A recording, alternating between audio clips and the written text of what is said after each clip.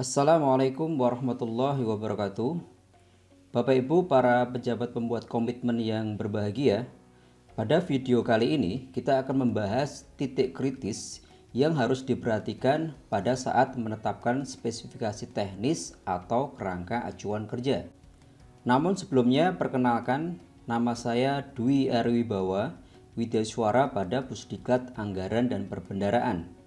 Bapak Ibu sekalian, tahapan yang sangat menentukan pada tahapan persiapan pengadaan barang jasa pemerintah yang dilakukan oleh pejabat pembuat komitmen adalah penetapan spesifikasi teknis atau kerangka acuan kerja.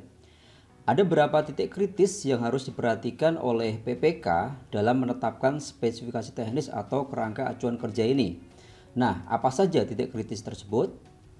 Berdasarkan Peraturan Kepala BPKP Nomor 3 Tahun 2019, ada 4 titik kritis yang harus dicermati oleh BPK. 4 titik kritis tersebut adalah: yang pertama, spesifikasi teknis atau KAK disusun tidak sesuai dengan kebutuhan. Yang kedua, spesifikasi teknis atau KAK tidak mengacu kepada rencana umum pengadaan. Yang ketiga, spesifikasi teknis atau KAK disusun mengarah kepada merek atau penyedia tertentu. Dan yang keempat adalah spesifikasi teknis atau KAK tidak jelas atau tidak menggambarkan metode kerja penyelesaian pekerjaan.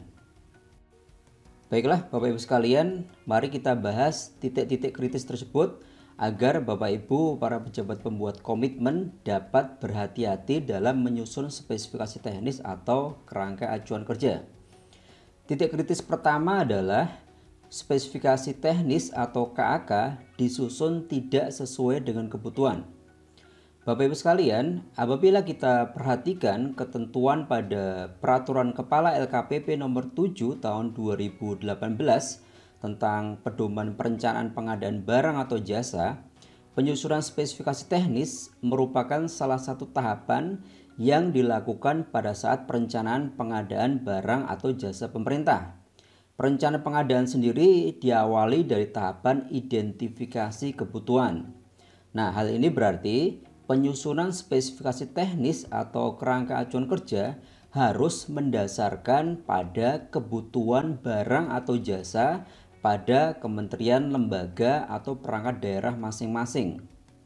Oleh karena itu Bapak Ibu para pejabat pembuat komitmen yang berbahagia, langkah penting yang harus dilakukan sebelum menyusun spesifikasi teknis atau kerangka acuan kerja adalah lakukan identifikasi kebutuhan organisasi atas barang atau jasa yang akan dilakukan pengadaan.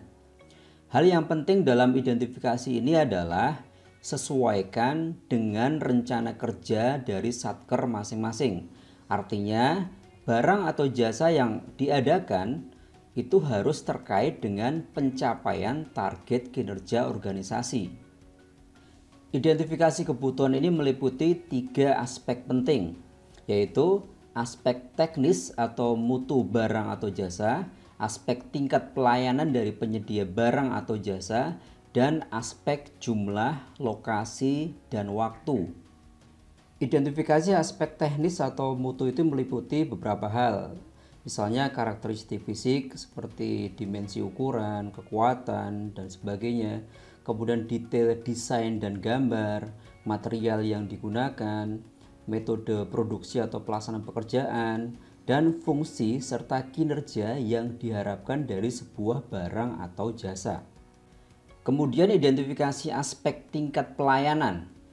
Tingkat pelayanan merupakan bagian yang tidak terpisahkan dalam kontrak, dan hal ini akan berdampak biaya bagi penyedia barang atau jasa, sehingga akan mempengaruhi besarnya nilai penawaran.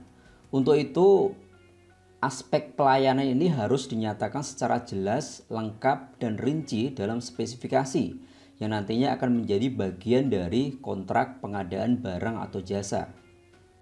Identifikasi aspek tingkat layanan meliputi layanan apa yang harus diberikan penyedia atas barang atau jasa yang diberikan kepada kita.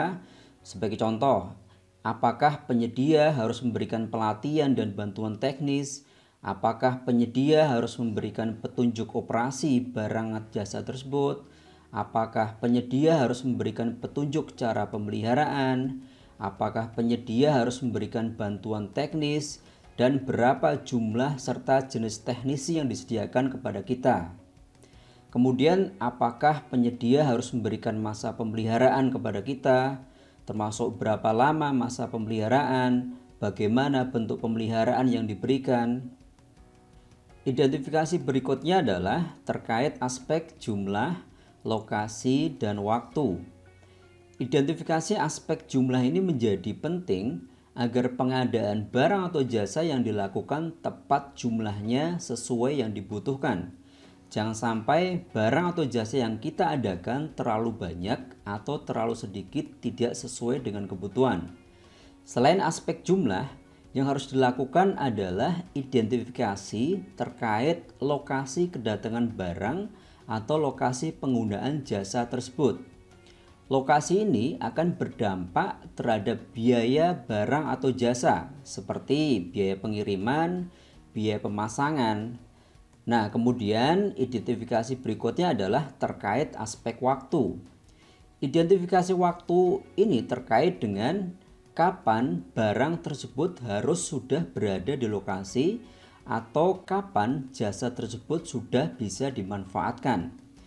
Identifikasi waktu ini nanti akan berkaitan dengan moda transportasi yang harus disediakan penyedia, sehingga tentunya akan berpengaruh terhadap harga barang atau jasa yang ditawarkan penyedia. Apabila kita menghendaki lead time-nya pendek, maka penyedia akan memilih moda transportasi yang cepat, sehingga nanti akan berpengaruh pada harga mahal. Namun jika lead time-nya panjang, penyedia dapat memilih moda transportasi yang biasa, sehingga berpengaruh terhadap harga menjadi lebih murah. Titik kritis yang kedua adalah spesifikasi tidak sesuai dengan rencana umum pengadaan. Bapak Ibu sekalian, RUP merupakan dokumen yang ditetapkan oleh PA atau KPA sebagai output pada tahapan perencanaan pengadaan barang atau jasa. Pada saat PA atau KPA menetapkan RUP, di dalamnya sudah termuat kebutuhan barang jasa yang akan diadakan beserta spesifikasi teknis atau kerangka acuan kerja dari barang atau jasa tersebut. Sehingga ketika PPK akan menetapkan spesifikasi teknis atau KAK pada saat persiapan pengadaan, PPK harus mengacu kepada RUP yang sudah ditetapkan. Agar spesifikasi teknis sesuai dengan RUP, hal penting yang harus dilakukan PPK sebelum menetapkan spesifikasi teknis atau kerangka acuan kerja adalah lakukan review terhadap spesifikasi teknis atau KAK yang ditetapkan pada saat penyusunan RUP.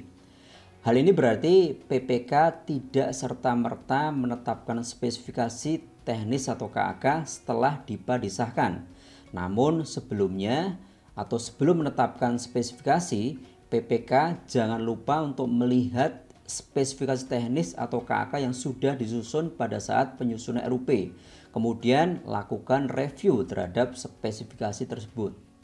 Review yang harus dilakukan PPK terhadap spesifikasi teknis atau KAK ini meliputi beberapa hal. Yang pertama, apakah spesifikasi barang atau jasa yang disusun pada saat perencanaan pengadaan tersebut tersedia di pasar?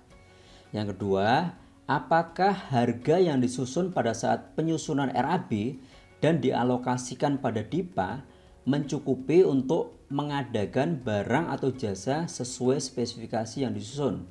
Yang ketiga, apakah tersedia alternatif barang atau jasa sejenis terhadap spesifikasi yang telah disusun tersebut? Yang keempat, apakah barang atau jasa tersebut dapat dipenuhi oleh penyedia dalam negeri? Yang kelima, apakah ada standar nasional Indonesia atau SNI untuk memenuhi kebutuhan barang atau jasa tersebut? Yang keenam, apakah tersedia produk berkelanjutan atas kebutuhan barang atau jasa tersebut? Nah, berdasarkan review tersebut, apabila sudah sesuai, PPK dapat menetapkan spesifikasi teknis atau KAK. Namun apabila tidak sesuai, maka PPK dapat mengusulkan untuk merubah spesifikasi teknis atau KAK yang telah disusun pada saat perencanaan dan meminta persetujuan dari PA atau KPA.